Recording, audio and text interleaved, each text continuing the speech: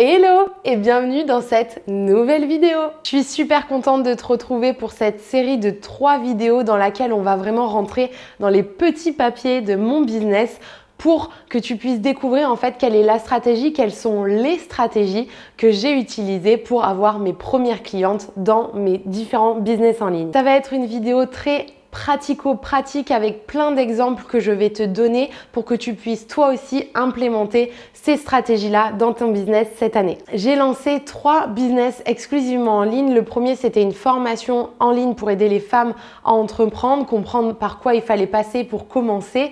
Le deuxième, c'était plutôt une communauté pour les femmes, pour prendre confiance en elles, pour reprendre le pouvoir sur leur vie. Et le troisième, c'est le business que j'ai aujourd'hui, le Mastermind Impulsion, pour aider les femmes entrepreneurs qui ont des business en ligne à grandir et à faire grandir leur business. Donc je vais te donner dans cette série de vidéos les stratégies qui m'ont aidé à faire mon premier chiffre d'affaires, qui m'ont aidé à avoir mes premières clientes. Si ces vidéos te plaisent, pense à mettre un petit pouce et à t'abonner à la chaîne, ça aidera d'autres personnes à les découvrir. Allez, let's go, on est parti! Dans cette première vidéo, je vais te parler de la stratégie d'inbound marketing, la stratégie de création de contenu pour attirer des prospects à toi et réussir à les convertir en clients. La création de contenu, l'inbound marketing, c'est une bonne stratégie si tu veux attirer des clients à toi et si tu n'as pas envie d'aller prospecter.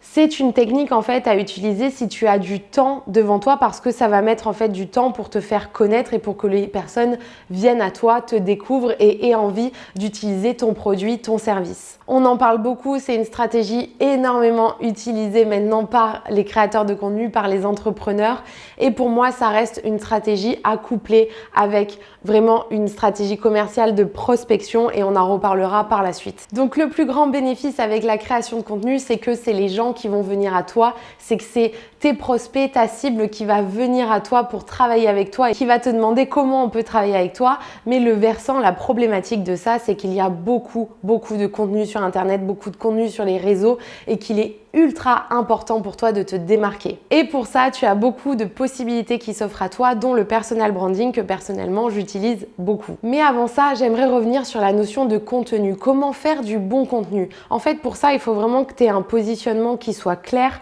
Et pour avoir un positionnement qui soit clair, il faut que tu sois au clair sur ta proposition de valeur. Qu'est-ce que je vends? À qui? Combien? Et si tu n'en sais rien parce que tu es au début de ton entrepreneuriat, et ben en fait, au lieu de te focus sur ta cliente idéale, il faut vraiment que tu te demandes quel est le problème idéal, quel est le problème auquel tu veux apporter une solution, quel est le problème que tu veux résoudre. Je te donne un exemple. Quand j'ai monté mon premier business, donc une formation en ligne à destination des femmes qui souhaitaient entreprendre, j'avais une cible en tête qui était en fait une jeune diplômée de 28 ans qui a bossé 2 ou 3 ans auparavant ou qui vient tout juste d'avoir son diplôme et qui veut se lancer dans l'entrepreneuriat. Dans la réalité, ça n'est pas que cette cible que j'ai eue et d'ailleurs je n'ai eu qu'une personne dans ce cas-là sur la dizaine de clientes que j'ai eues dans cette formation parce que en fait j'ai eu aussi beaucoup de reconversions professionnelles et c'est une cible auquel j'avais pas pensé. Mais le fait est qu'elles se sont reconnues dans ce que je proposais puisque je leur proposais en fait de réussir à se lancer grâce à cette formation, même si tu n'y connais rien en entrepreneuriat,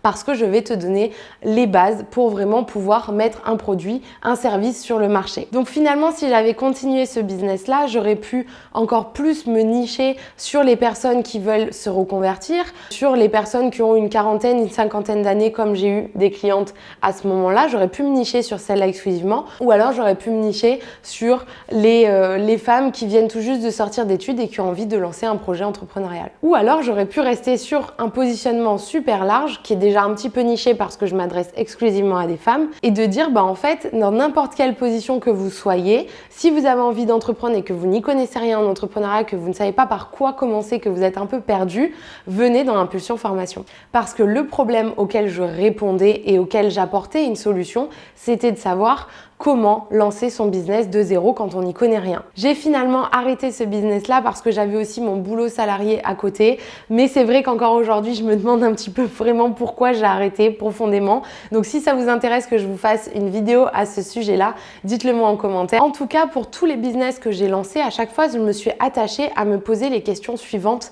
quel est le problème que je veux résoudre, pour quelle cible. Et ça va me permettre en fait de faire du contenu à forte valeur ajoutée, du contenu impactant, du contenu qu'on va partager, du contenu qu'on va commenter, du contenu qu'on va enregistrer pour retrouver plus tard. Et pour faire ce contenu qui est intéressant, qui va intéresser ta cible, qui va l'engager, qui va réussir à lui donner confiance en toi, il faut vraiment que tu réussisses à rentrer dans sa tête. Et oui, il faut que tu réussisses à rentrer dans la tête de ta cible, de savoir ce qu'elle pense, quelles sont ses frustrations, quels sont ses problèmes, quelles sont ses attentes, quelles sont ses envies, quels sont ses rêves. Au mieux tu connais tout ça, au plus tu arrives à faire du contenu qui correspond à ce qu'elle attend et à ce dont elle a besoin, et donc du contenu qui convertit pour te faire avoir tes premières clientes. Donc pour faire ça, tu as plusieurs solutions et je vais te les donner dans cette vidéo. Je t'ai dit que ça allait être très pratico-pratique et que ça allait être des choses que tu vas pouvoir directement implémenter dans ton business.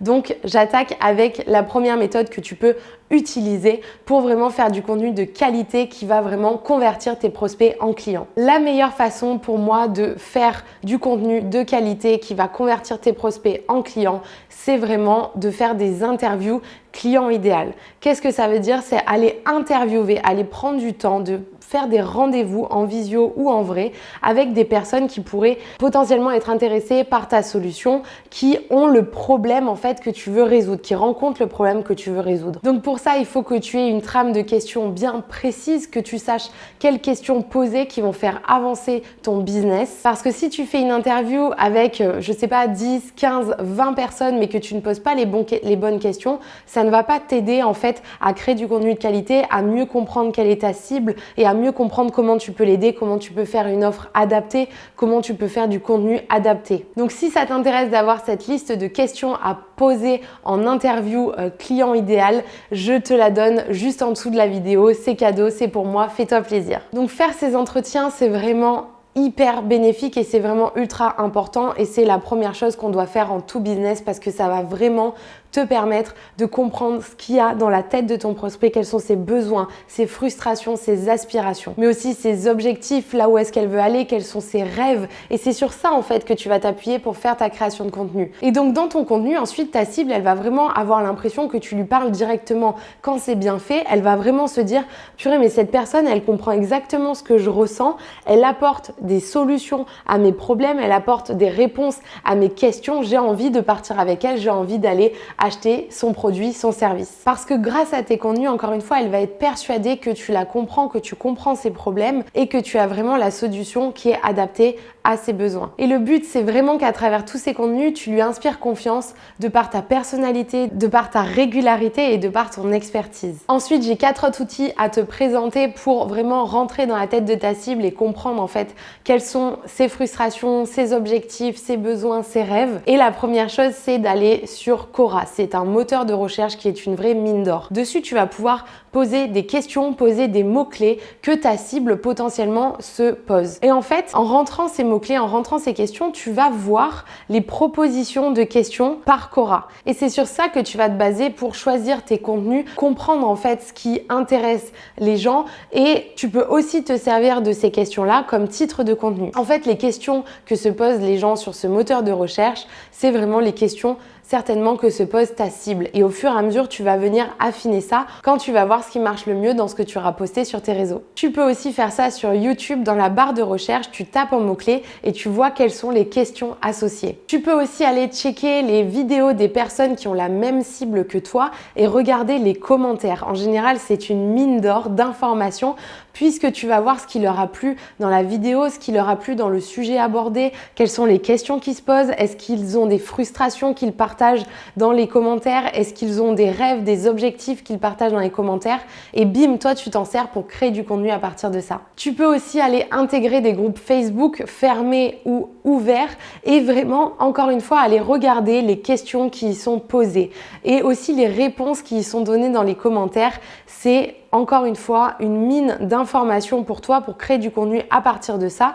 Et ce que tu peux faire également, c'est aller toi-même poser des questions comme si tu étais dans la peau de ta cible, c'est-à-dire pas toi en tant qu'entrepreneur, mais vraiment toi comme si tu étais en fait ta cible. Je te donne un exemple, tu peux demander quel livre de développement personnel me conseilleriez-vous pour améliorer ma relation aux autres. Tu vas voir quel livre sort, tu vas voir s'il y a des personnes que ça intéresse aussi et toi ensuite tu peux le transformer en post, les 3 meilleurs livres de développement personnel pour améliorer votre relation aux autres et tu vas voir un petit peu si tu as des enregistrements, si tu as des commentaires, si tu as des partages et si ça intéresse ta cible ou si en fait il faut que tu amènes ton contenu vers autre chose qui les intéresse plus. Tu peux aussi bien évidemment faire une recherche de mots-clés sur Google, tout simplement comme sur YouTube, tu mets des mots-clés et tu vois quelles sont les questions qui y sont associées et ensuite tu peux t'en servir comme titre pour tes contenus. Parce que ce qui est intéressant avec ces moteurs de recherche là, c'est que tu as accès aux questions que se posent le plus souvent les gens. Donc selon le domaine, selon les mots-clés qui vont être en fait en fonction de ta cible, tu vas pouvoir savoir quelles sont les questions principales qu'elles se posent. Tu peux aussi regarder sur les sites Amazon ou la Fnac sur les commentaires qui sont faits après achat de livres. Qu'est-ce que les gens en ont pensé, quelles émotions ils partagent, quels avis ils partagent, quel pain point ce livre a résolu, quelle solution ça leur a apporté, encore une fois, pour l'amener sur un contenu. Ce qu'il faut bien comprendre, c'est que ça va t'aider si tu n'as pas trop d'idées de contenu à donner à ta cible quand tu démarres notamment. Mais ensuite, les idées de contenu, elles vont venir assez rapidement parce que tu vas te fixer sur ce que tes clientes te disent, sur leurs problématiques, sur les problèmes qu'elles rencontrent, sur les questions qu'elles te posent. Et ça, en fait, tu vas en faire des contenus qui vont attirer de plus en plus de prospects. Perso, si on compte les 3 business que j'ai lancés, donc la formation en ligne Impulsion Formation, le bootcamp des Bad Bitch et le mastermind Impulsion, je pense que la création de contenu, c'est ce qui m'a rapporté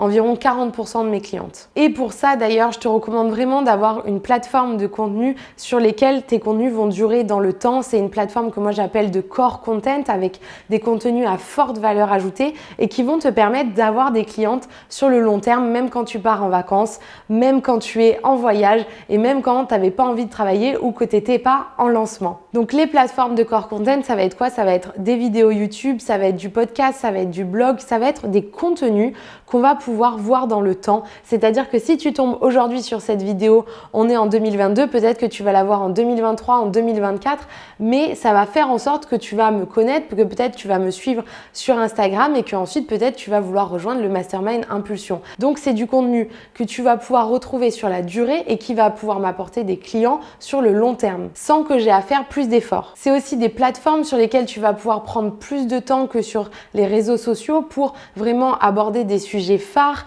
aborder des sujets qui vont montrer ton expertise, qui vont inspirer confiance à tes prospects. Donc c'est hyper important que tu aies une plateforme comme ça qui te permette de montrer ton expertise, qui te permette d'aborder ces sujets plus en profondeur en fait. Parce que si tu vois la différence avec Instagram que moi j'utilise comme canal d'acquisition, c'est que je vais publier du contenu dessus, mais déjà ça va être du contenu qui est plus court et ça va être du contenu qu'on va voir pendant 24 heures et puis ensuite qu'on va oublier. Ce qui n'est pas du tout le cas avec la vidéo YouTube que je suis en train de filmer là par exemple. Donc moi ce que je te recommande c'est d'avoir une plateforme de core content, YouTube, podcast, blog et un canal d'acquisition si tu es solopreneur ou si tu as une équipe, tu peux bien évidemment être sur plusieurs réseaux sociaux. Et le but, ça va être vraiment de gagner du temps sur ta création de contenu en prenant des extraits de ton core content et en faisant des publications pour Instagram par exemple. Ensuite, tu vas pouvoir mélanger tes publications, ta création de contenu entre ces extraits de core content, des tendances qui sont exclusives à la plateforme sur laquelle tu es et des stories quotidiennes pour vraiment en fait créer du lien avec ton audience. Dis-moi en commentaire si ça t'intéresse que je te partage en fait comment j'ai créé ma stratégie de contenu